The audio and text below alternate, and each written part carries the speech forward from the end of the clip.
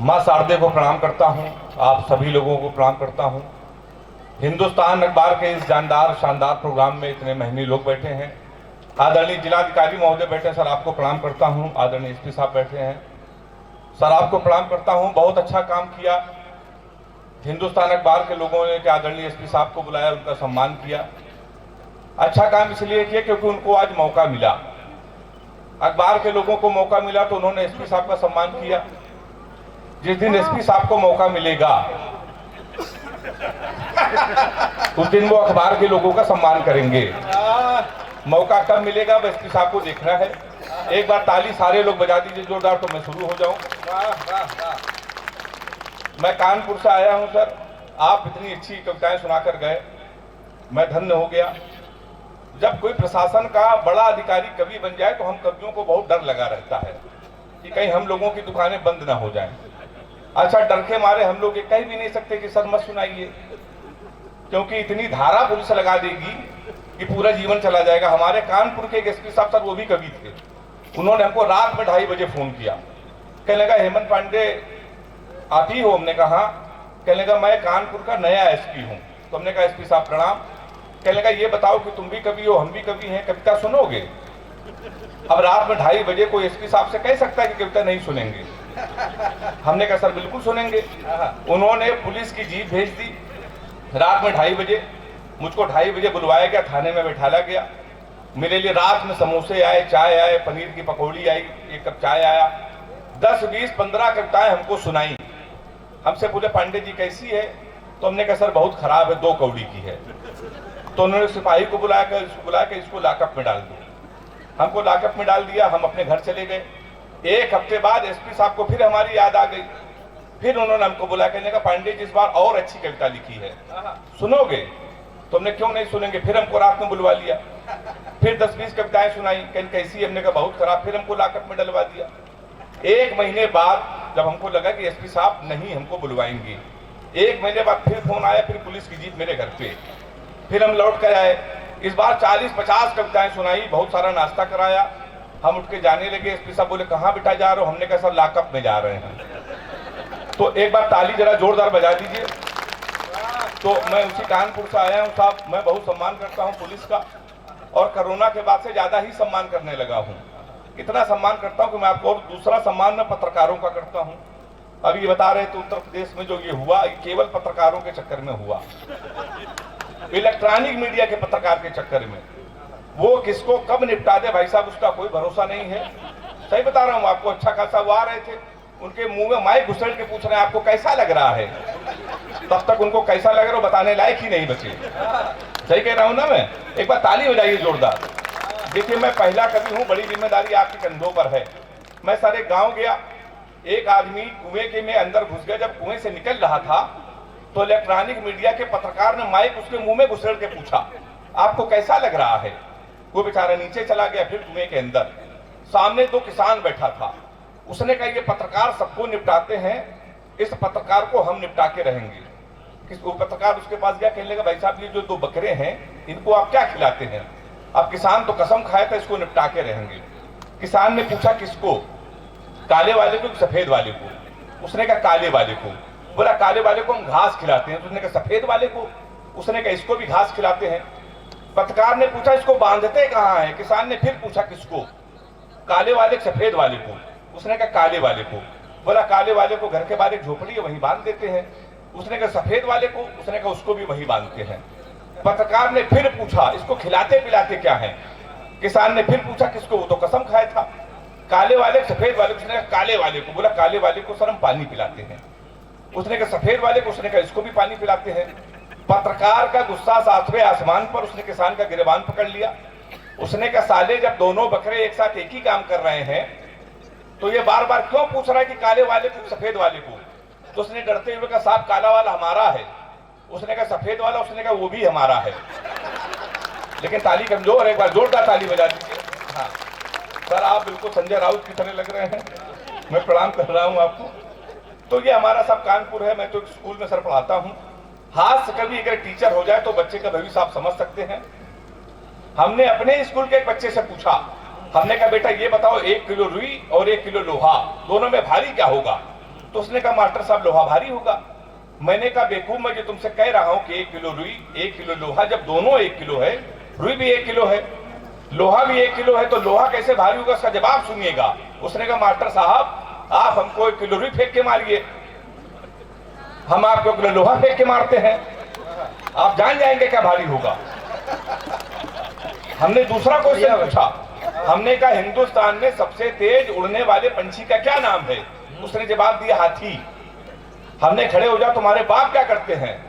उसने कहा योगी जी की बुलडोजर चलाते हैं। हमने कहा बैठ जाओ, हाथी सही जवाब। ताली जोरदार बजाइए एक बार आप मुझको इस कवि सम्मेलन का ओपनर समझ के हल्के में न लीजिएगा, मैं बहुत अच्छा कवि हूं, जब भले ही इस कवि सम्मेलन की मैं ओपनिंग कर रहा हूं। सर आपको मालूम है कि अगर ओपनर फेल हो जाए तो पूरी टीम फेल हो जाती है। अभी जब विश्व कप का मैच हुआ था, सेमीफाइनल तक टीम इंडिया पहुंची, रोहित शर्मा और केएल राहुल ओपनिंग कर रहे थे। सेमीफाइनल में जब वो जल्दी आउट हो गए तो टीम बाहर हो गई। तो हमने अनिल चौबे से पूछा, हमने कहा ये टीम इंडिया बाहर क्यों हो गई, तो उन्होंने क्या जवाब दिया, कहने लगे पांडे जिस टीम की ओपनिंग राहुल करेगा तो वो कब बाहर हो जाए उसका कोई भरोसा नहीं है। अच्छा ये बात मुझको यहाँ नहीं कहनी चाहिए, तो सुरक्षित घर भी जाना है। हालांकि मैं केएल राहुल की बात कर रहा हूँ। तो सर मैं उसी कानपुर से आया हूँ, इतने अद्भुत लोग हैं। आप दुनिया में कहीं भी चले जाइए पर हमारे कानपुर आइएगा तो आपको लगेगा इतने विचित्र लोग केवल कानपुर में ही हैं।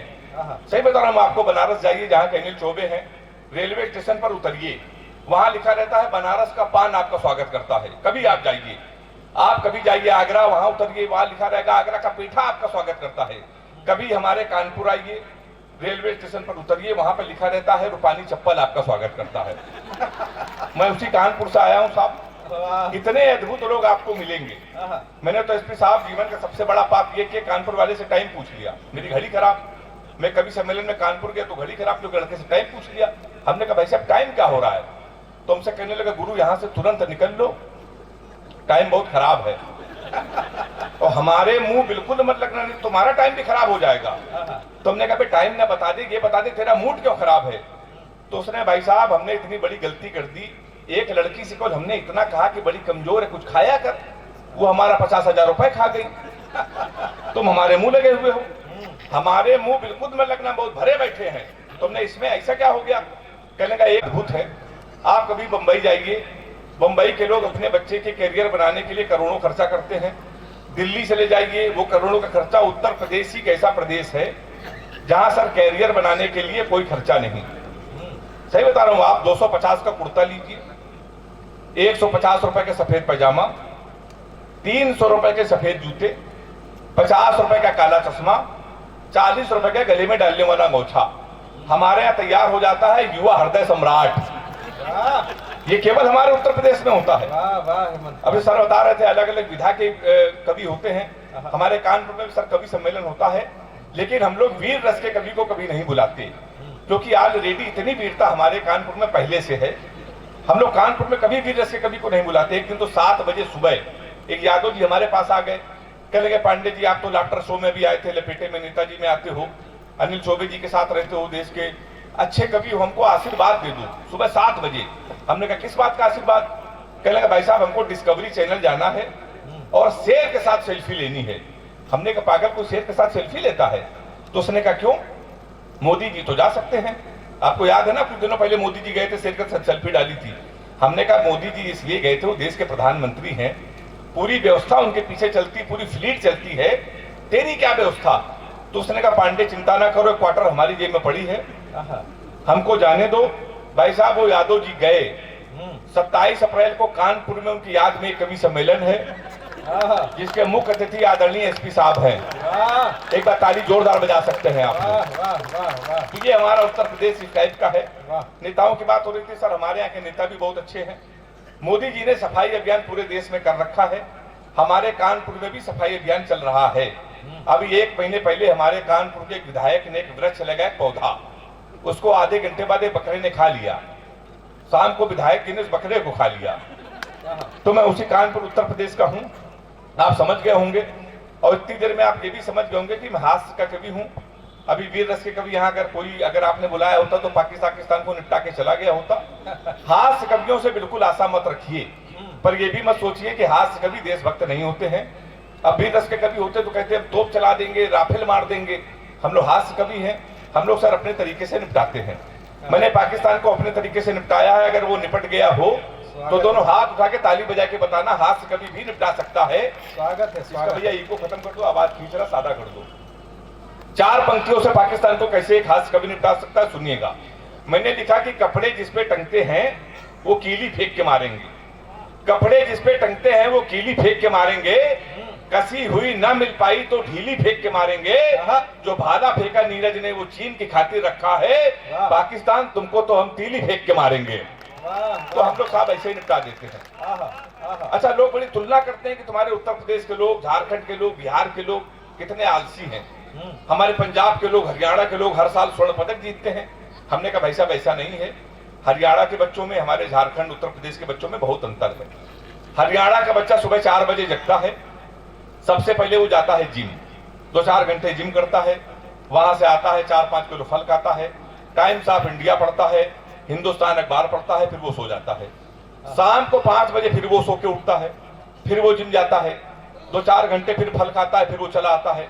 हमारे उत्तर प्रदेश और झारखंड के लड़के 9:30 बजे सुबह सो के उठते हैं, वो भी तब जब उनका बाप उनको लतियाता है।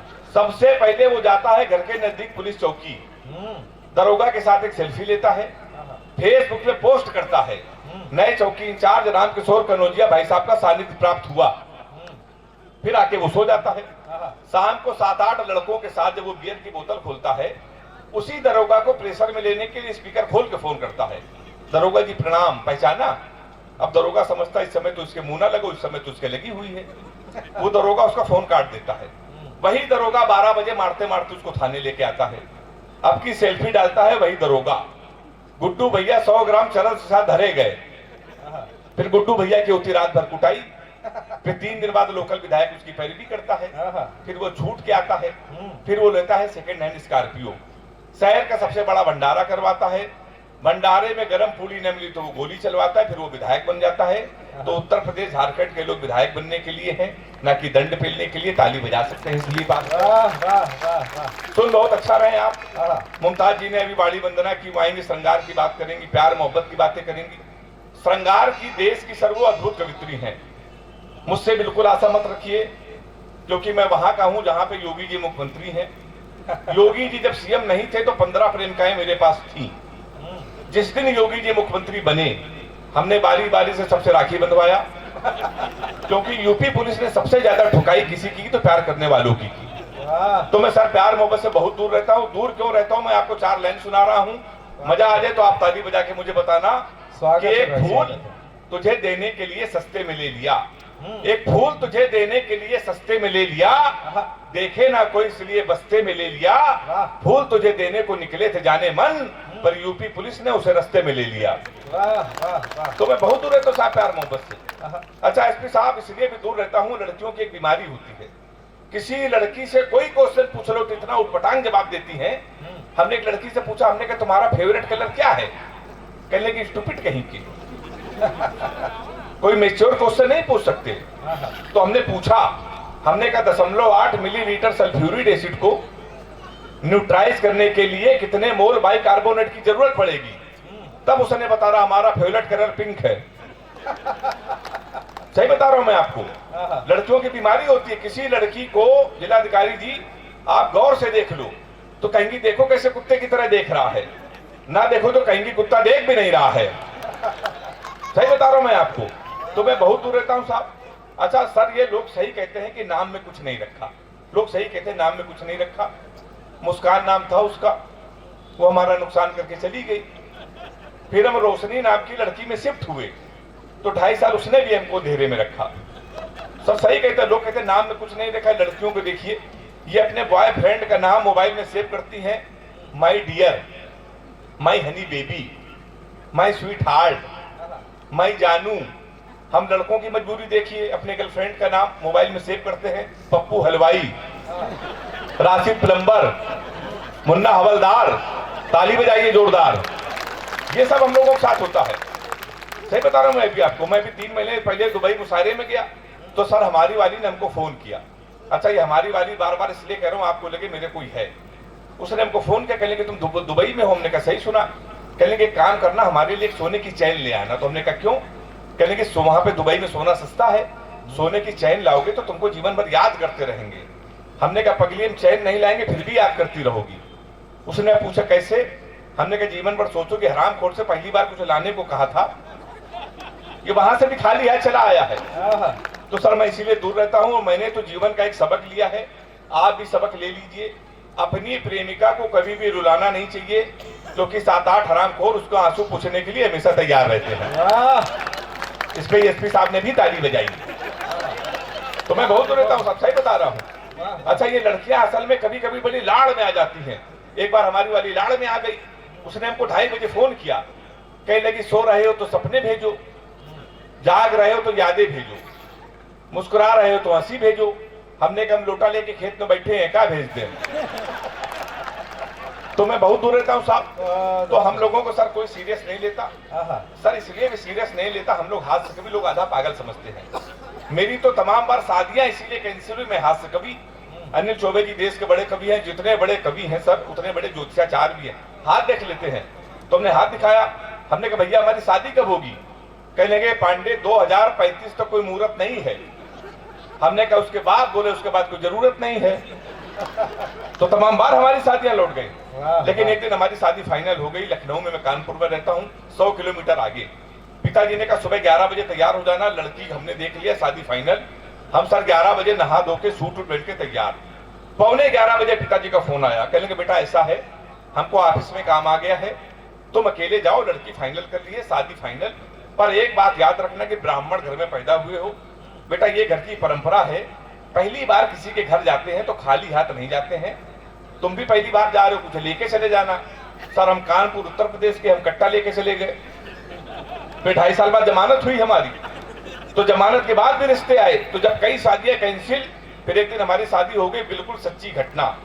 भारत और पाकिस्तान का मैच था क्रिकेट का, 4 साल पहले वाला, सेमीफाइनल, हमारी शादी। हमने पिताजी से कहा पूरा हिंदुस्तान मैच देख रहा, हमारी आप शादी कर रहे हो? नहीं, मैंने कर दी। भारत और पाकिस्तान का सेमीफाइनल मैच, हमारी शादी। हमारे कुछ कानपुर के दोस्त हमारी बारात में डांस कर रहे थे, कान में मोबाइल लगा के भारत पाकिस्तान सेमीफाइनल मैच की कमेंट्री भी सुन रहे थे। दोनों काम एक साथ कर रहे, बारात में डांस कर रहे, कान में मोबाइल लगा कमेंट्री सुन रहे। हम दूल्हे के बेस में सजे थे, घोड़ी के ऊपर बैठे थे। जैसे बारात घर पहुंचने वाले थे, एक लड़का घूम के हमारी तरफ चिल्लाया, बोला छक्का। हम डर गए साहब। हमने कहा कहां छक्का? कहने लगा विराट कोहली ने मारा है। तो हमने कहा कोहली ने मारा तो हमारी तरफ क्यों देख रहे हो? शादी के पहले दिन छक्का कह रहे हो, देख के हमको। हमने कब की मारे तो हमारी तरफ ना देखना। पता चला 2 मिनट बाद इंडिया मैच जीत गई। किसी ने खुशी के मारे घोड़ी के नीचे सुतली बम रख दिया। अब वो बम फटा तो घोड़ी भागने लगी, हम भी भागने लगे। हमने चलती घोड़ी से पिताजी को फोन मिलाया, हमसे बोले कहाँ हो बेटा? हमने कहा पिताजी भाग रहे हैं।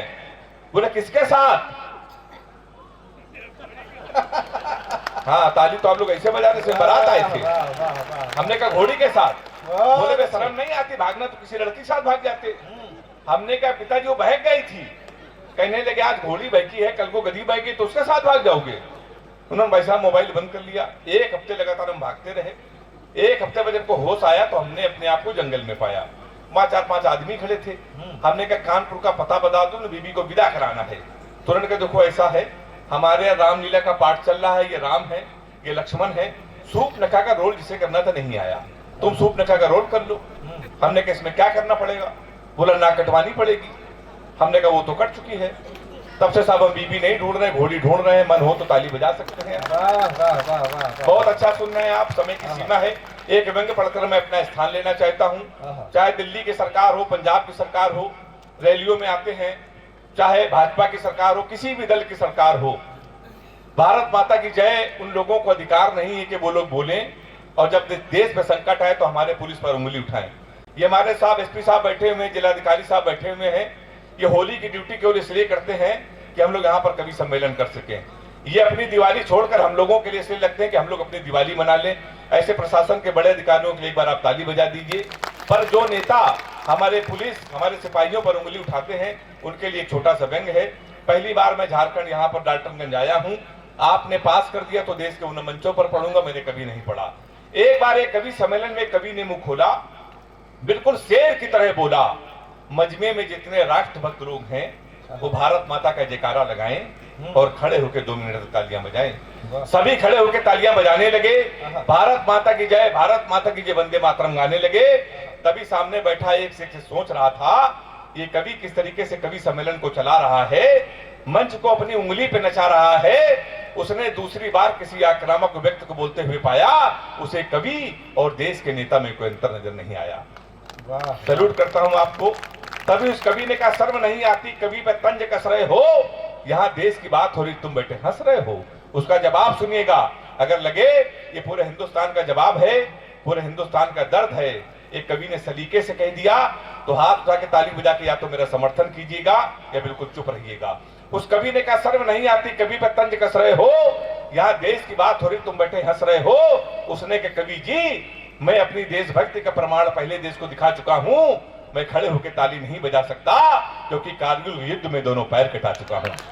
मैं प्रणाम करता हूं आपको, मैं खड़े होकर ताली नहीं बजा सकता क्योंकि कारगिल के युद्ध में दोनों पैर कटा चुका हूं। हंस तुम पर नहीं, हंस तो उन पर रहा हूं जो लोगों को देशभक्ति का प्रमाण पत्र दे देते हैं। सत्ता की बात आती है तो आतंकियों से गठबंधन कर लेते हैं। इसलिए मेरे देश के नेताओं, भारत माता की जय रैलियों में नहीं, सीमाओं पर गाओ और देश को बताओ, देश सच्चे वादों से चलेगा, देश बातों से नहीं इरादों से चलेगा, इरादों से चलेगा। बहुत